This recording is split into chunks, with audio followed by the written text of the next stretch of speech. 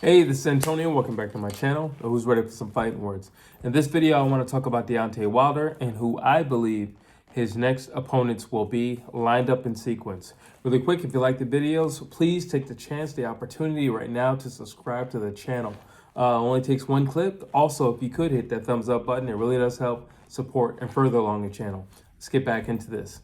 So Deontay Wilder was at the Tommy Fury Jake Paul fight in Saudi Arabia, and he had some news, but he couldn't really dispel anything. The only thing that he said for certain was how many times he would like to fight this year. And he said he would like to fight up to 4 times this year. He said there was one really big fight, and he already had 2 locked down. But this video is about who I think could be those fights in sequence. So that's what I'm going to do. I'm just going to lay out my suspicions for you. And I'm going to start with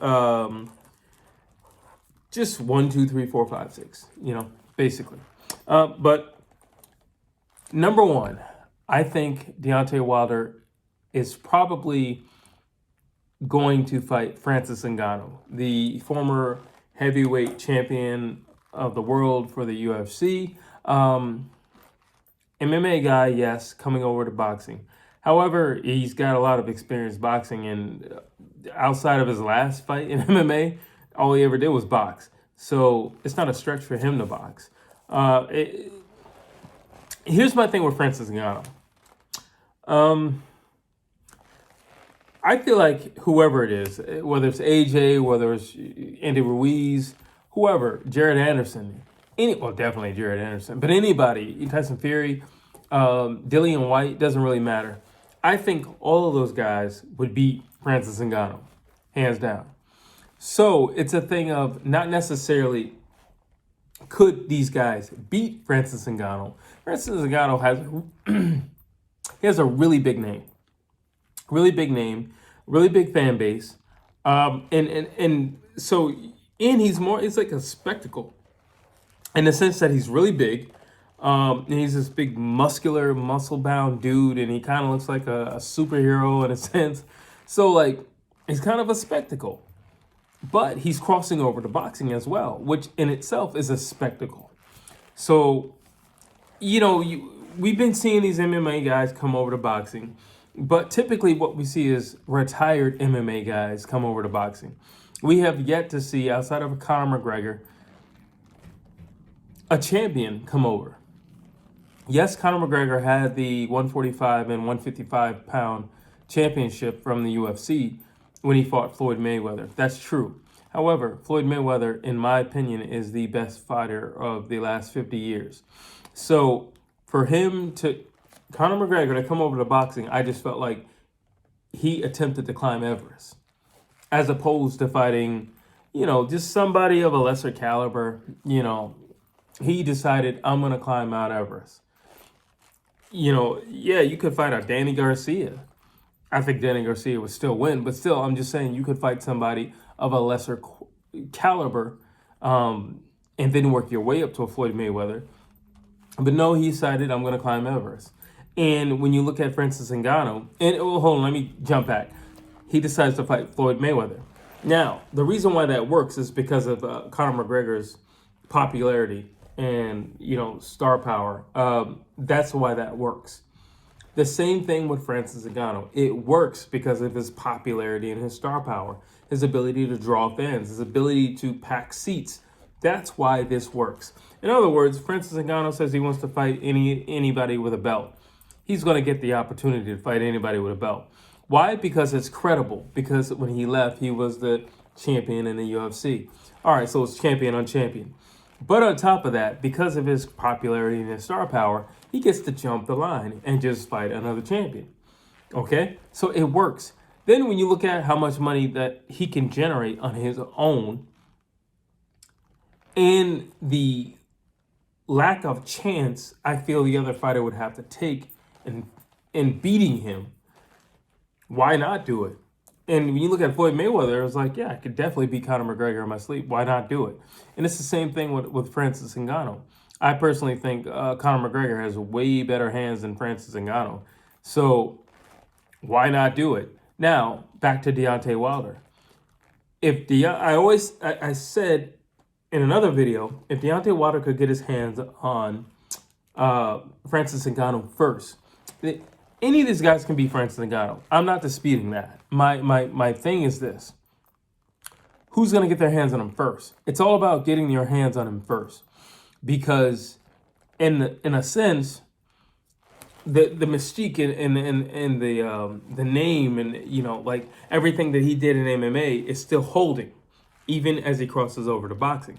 Why is it still holding? Because no one's beat him yet. He hasn't gotten into the ring with anybody yet, so it's still holding.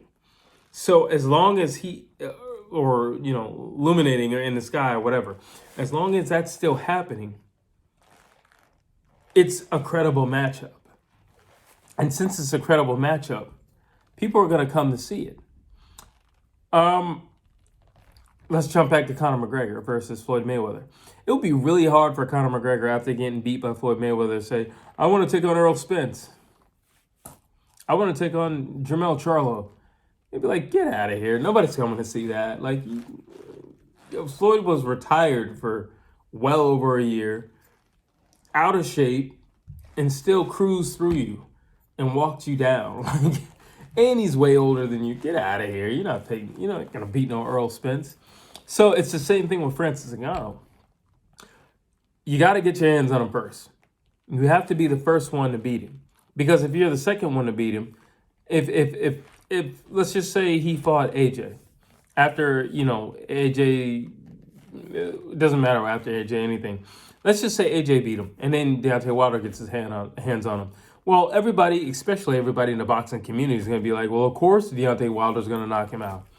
He knocks out everybody. And he's a boxer.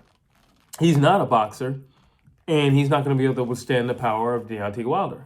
So, bam, he has to get his hands on him first. We know who's not going to get his hands on him first. We know that AJ's not going to get his hands on him first because he's tied up. We know that Fury's not going to get his hands on him first because he's tied up. And nobody else can demand outside of those two, nobody else can demand anything of Francis Ngannou. None of those other guys have the draw or the star power to be matched up with Francis Ngannou, especially in his first boxing match. No, you need another big name, which is why Deontay Wilder has got to be at the top of that list. And I believe he's definitely going to be the guy who's going to get his hands on Francis Ngannou first. Now, that being said, I think this is a great matchup. Why? Because both of them are power punchers. Now, this is all about, it is about style matchup. Francis Ngannou is not the best fighter in the world. He's not the greatest striker in the world. He's not very crisp. He's not that fast, but he hits like a Mack truck. Then you have Deontay Wilder, who doesn't have a lot of tricks up his sleeve either, but he hits like a Mack truck. So we've seen both of these guys get cracked. But Francis Ngannou got cracked, and he had like a mental breakdown in his following fight. He was gun shy. And then you look at Deontay Wilder, who got cracked and said, I want another go.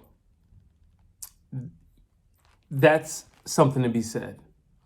So, do I think Deontay Wilder can beat Francis Ngannou? Absolutely. Do I think that he would probably make more money than the Fury fight?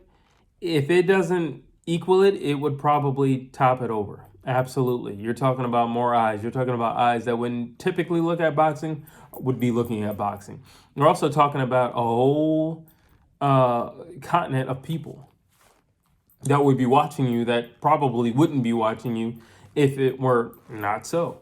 So that's one, Francis Ngannou. The second one, I think Anthony Joshua. I think they've been in talks for the longest. There's no secret that these two have bad blood. There's no secret that these two do not like each other. There's no secret that there's a hatred for both promotions. Well, the great news is that Deontay Wilder is a free agent. He can go anywhere he wants. He can fight whomever he wants, whenever he wants. And he's not restricted or restrained in any way, shape, or fashion, which means that fight can be made. Not a problem. The only thing that would hold him back is either him not wanting the fight or AJ not wanting the fight. And both have said in the past that they've wanted that fight. So there you go. I think Anthony Joshua is another one. It's funny when I look at those two. I definitely think AJ has the skills to beat Deontay Wilder. I've always felt my issue with AJ isn't necessarily that he can't fight. My issue with AJ is he needs to believe he can do something. And he's the type of guy that has to be worked up to it. He's the guy that's like, let's just say he had a 10-week training camp, and out of the whole 10 weeks, he missed one day of running. There would be doubt in his mind. There would be worry and concern in his mind. No other person would probably feel that, and I don't know why. It would be just one day.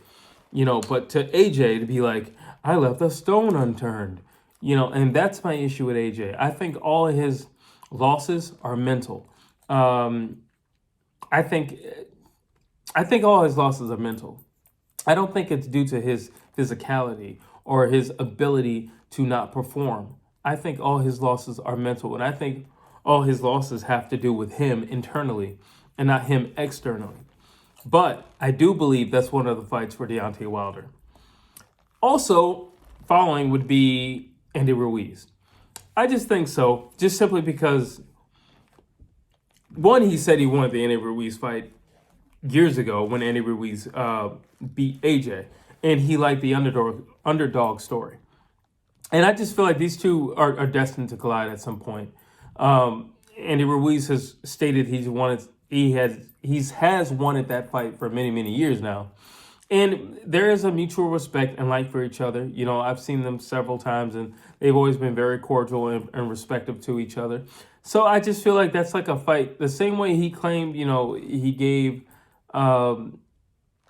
he's given other fighters just an opportunity. I think he would do the same thing for Andy Ruiz, because there is a humbleness to Andy Ruiz and a likable nature to Andy Ruiz where you just want to be there for the guy, or you want to be nice to him in that sense. But I do have Deontay Wilder winning. Andy Ruiz has fast hands, but Andy Ruiz is hittable. And I just see Deontay Wilder clipping him. I mean, he's really, really tall. He's really, really lanky. And with Malik Scott, I definitely think he could get rid of Andy Ruiz. I don't see Andy Ruiz making it to the late rounds. I don't see Andy Ruiz making it to round 6, to be honest with you. Now that leads me to my last person. And I know a lot of you are going to look at me like I'm insane or something like that, but I just feel very strongly, listen, boxing always has a way of surprising you. And I feel like there is still a ton of tension. I feel like there's still a ton of opportunity. And I feel like, why not rob the bank? Well, they didn't really rob the bank. I don't want to say rob the bank, but why not take another crack at it? Tyson Fury. It was interesting to see when I saw the video of those two interact. You can clearly see that Deontay Wilder wanted to get out of there. And for Tyson Fury, who always has something to say, he didn't really say much. He just, he showed respect. Like, they showed each other respect as fighters, and as they should. And men, more importantly, as men, they showed each other respect. But it was clear neither one of them wanted to have a conversation. You can't not acknowledge Tyson Fury due to, a behemoth. And Deontay Wilder is also very large. So it's not like they could not act like they didn't see each other. So they had to acknowledge each other. I could totally see a fourth fight. I could totally see a fourth fight. And to be quite honest with you, that last fight was so dramatic. I would definitely sign up and pay for a fourth fight. And I think, both guys are getting older. Both guys have also expressed they're not going to be around forever. I could easily see that be like maybe a really big cash out fight, knowing that fourth fight is always still there, and that you and I, the viewers, the fans, we would definitely pay for that at some point in time. And I got to be honest with you, I definitely would. Deontay Wilder has shown several times now that he could put Fury down. So it's a thing of, can you keep him down? It's a thing of, can you land those shots early? That's what it's a thing of. Because the last fight, yes, Fury, did his thing, but I also think that fatigue also took part of Deontay Wilder's demise. I think he put on a little too much mass, and I just feel like fatigue also got a hold of. You got to be comfortable in your own skin, and I think he was a little too muscular. I'm not making an excuse. I like Tyson Fury, and quite frankly, I felt like he won fair and square. But I do feel like fatigue got hold of Deontay Wilder. So I would not be angry with a fourth fight, to be honest with you. I would actually like to see that because I feel like he could get the job done. I honestly feel like he has not shown that he couldn't get him down. He's just shown that he's only proven the will of Tyson Fury because Tyson Fury refuses to stay down. So what are you going to do to keep him down? And how are you going to capitalize once you get him down? And I feel like the only way you can honestly do that is to start faster from the opening bell and apply more pressure. How do you apply more pressure? Well, because it's Deontay Wilder, it would just be through combinations and not through singular shots. So that's my take on that. But would I pay to see it? Absolutely. I got no issues about that, no qualms about that, and I would gladly pay to see that fight. And that concludes my video. Those are the individuals that I think Deontay Wilder is talking about. He did specify that 2 of the 4 fights he's already locked down, and he's just trying to get the other 2. So there's AJ, Francis Ngannou, Andy Ruiz, and Tyson Fury. Drop your thoughts down below. I'd love to hear what you have to say. Do you agree with me in this selection? And do you agree with me that he can either beat these guys or we can't beat these guys? Drop your thoughts down below. I'd love to hear what you have to say. Please like, please share, please subscribe to this channel.